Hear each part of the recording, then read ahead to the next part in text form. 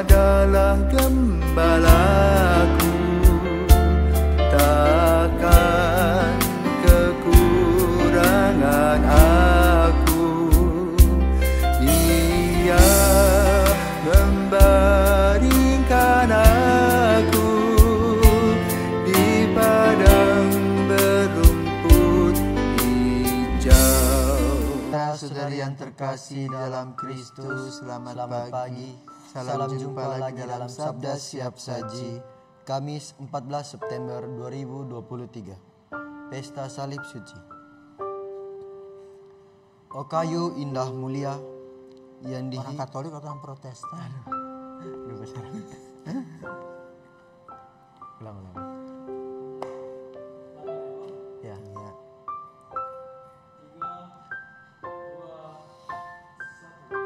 Saudara-saudari yang terkasih di dalam Kristus, selamat pagi. Salam jumpa lagi dalam Sabda Siap Saji, Kamis 14 September 2023, Pesta Salib Suci. Dalam nama Bapa dan Putra dan Roh Kudus. Amin. O kayu indah mulia yang dihias darah Raja, kau terima kehormatan menjadi tumpuan Tuhan. Bahagialah lenganmu, gantungan tangan terpaku, yang lemas namun kuasa merebut mangsa neraka. Hai salib harapan kami, pada hari pesta ini, yang saleh mohon dituntun, yang salah mohon diampuni. Tritunggal sumber selamat, dipuji seluruh umat yang ditebus darah suci, mohon selalu diberkati. Amin.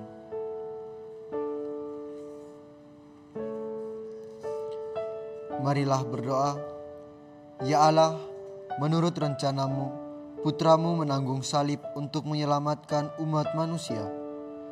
Semoga kami di dunia mengakui karyanya yang mulia, dan kelak di surga menikmati ganjaran penebusannya. Sebab dialah pengantara kami yang hidup dan berkuasa bersama Bapa dalam persekutuan Roh Kudus sepanjang segala masa. Amin. Tuhan bersamamu dan bersama rohmu. Injil Yesus Kristus menurut Yohanes. Dimuliakanlah Tuhan. Yohanes bab 3 ayat 13 sampai dengan 17. Dalam percakapannya dengan Nikodemus, Yesus berkata, tidak ada seorang pun yang telah naik ke surga selain Dia yang turun dari surga, yaitu Anak Manusia. Dan sama seperti Musa meninggikan ular di padang gurun, demikian juga Anak Manusia harus ditinggikan, supaya setiap orang yang percaya kepadanya beroleh hidup yang kekal. Karena begitu besar kasih Allah akan dunia ini, sehingga Ia telah mengaruniakan anaknya yang tunggal, supaya setiap orang beroleh hidup yang kekal. Sebab Allah mengutus anaknya ke dalam dunia, bukan untuk menghakimi dunia, melainkan untuk menyelamatkannya. Demikianlah sabda Tuhan. Terpujilah Kristus. Selamat pagi, Rama. Selamat pagi, Dito. Di sini saya mau bertanya, mengapa pada hari ini kita peringati sebagai Pesta Salib Suci? Salib suci ini sejarah, ya. Sejarah ini pada abad keempat, ya, di mana Roma sebagai kota abadi dipimpin oleh seorang raja bernama Raja Konstantinus Agung. Dia bukan orang Bali, ya, orang Roma. Sejarahnya adalah dia mempunyai mama, Ibu Helena. Ibu Helena adalah putri yang cantik dan dia dipersunting oleh ayah Konstantinus. Setelah dia melahirkan putra pertama laki-laki yang akan menjadi generasi penerus kerajaan Romawi, ketahuan bahwa Ibu Helena ini pengikut Yesus. Maka dia diungsikan ke hutan, di sana ada villa. Tidak boleh bertemu dengan orang. Pergilah bersama dengan Konstantinus kecil. Ya tentu di rumah ya berdoa dan sebagainya. Waktu itu tidak punya seperti sekarang live streaming toh.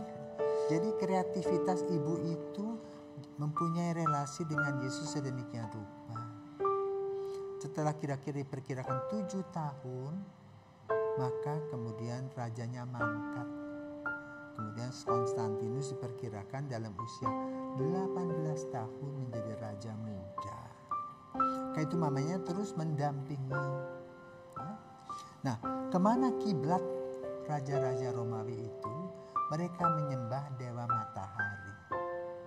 Karena kalau diperhatikan ya, ketika musim panas, matahari di Roma itu besar sekali dan berjam-jam lebih banyak, jadi malam lebih pendek. Jadi kalau musim panas itu malamnya pendek karena mataharinya jam 9 malam itu masih melotot matahari. Ya seperti itu. Jadi wajarlah kalau mereka itu memuja dewa matahari. Tapi lalu Ibu Helena ini seorang Katolik mempunyai relasi yang dekat dengan seorang paus bernama Sylvester I. Paus. Ngobrol bagaimana caranya. Lalu ibu ini membujuk anak sebagai raja itu. Lalu dikatakan mama gak mungkin. Pada suatu hari dia kena kusta, Konstantinus itu.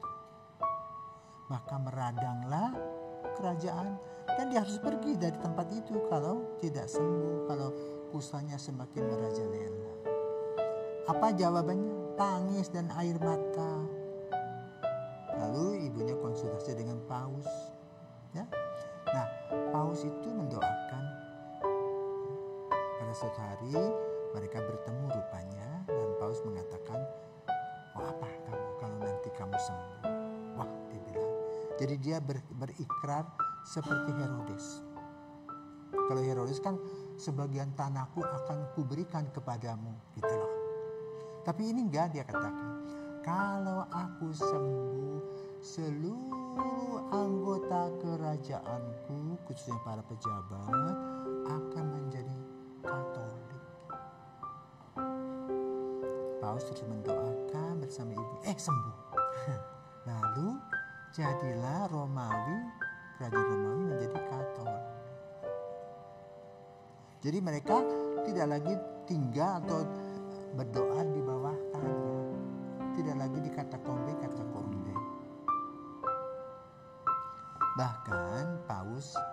Bahkan Raja Konstantinus itu memberikan hadiah sebuah villa musim panasnya di luar kota Roma.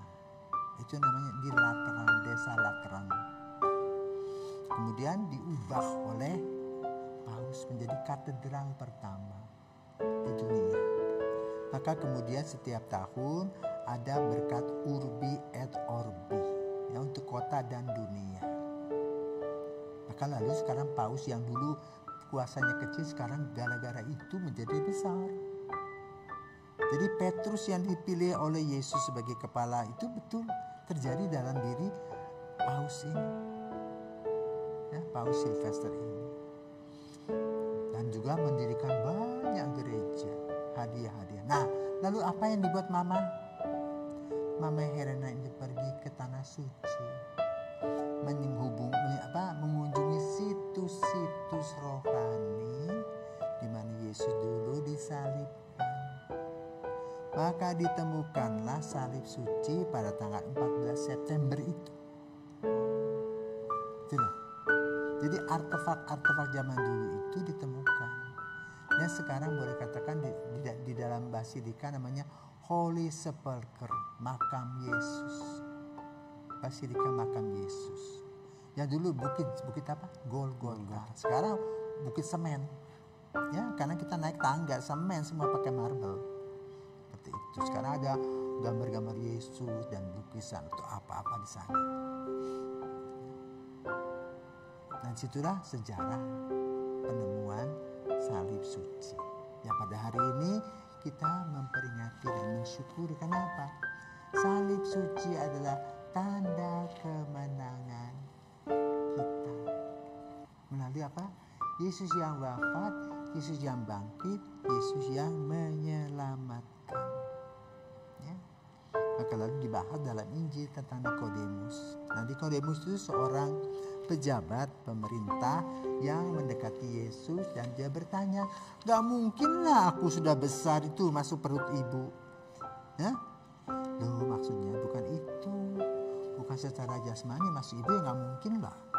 Tetapi rumah ibunya adalah ibu pertiwi Tuhan Allah, kerajaan sorga. Ya? Maka kemudian Yesus mengingatkan, ya, menginformasikan kepada Nikodemus bahwa jalan menuju surga hanya pada Yesus. Ya, menuju surga harus melalui pengorbanan, ya, seperti itu. Dan refleksinya adalah salib itu seperti ketika Musa berhadapan dengan Firaun pada saat pertama kali. Tukang tenung itu melempar dia dengan ular supaya memanggut itu. Lalu semakin mendekat, lalu Musa melempar tongkat itu dan ular itu dimakan oleh tongkat. Itu kan tongkat ajaib. Nah, tongkat itu yang kemudian juga membuat laut terbelah dua. Maka kalau kita pergi ke Gunung Nebo, ya, di daerah Yordania, di bukit itu, di sana ada masjid kapel, rumah gereja bagus besar. Dan ketika masuk gereja itu, di sanalah kita melihat adanya ular yang berbundar dengan tongkat itu, seperti simbol farmasi. Ya, seperti itu. Nah, disitulah gambarannya. Ya. Dan siapakah yang mengalahkan itu? Yesus. Karena itu kalau kita juga perhatikan dengan patung Maria, Maria juga menginjak ular, ya. Nah, Maria hanya menginjak ular.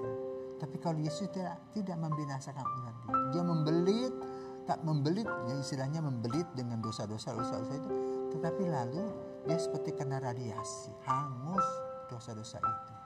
Karena salib adalah tanda kemenangan Yesus, maka kita setiap kali kita memulai doa, menutup doa, selalu membuat tanda salib, tanda kehadiran Allah Tritunggal, Bapa, Putra, dan Roh Kudus. Selamat pagi, selamat merayakan Hari Raya Salib Suci. Amin. Amin. Maka lalu kita juga dalam gereja ada juga kan Ordo Salib Suci. Selamat pagi para pirsawan, Tuhan memberkati.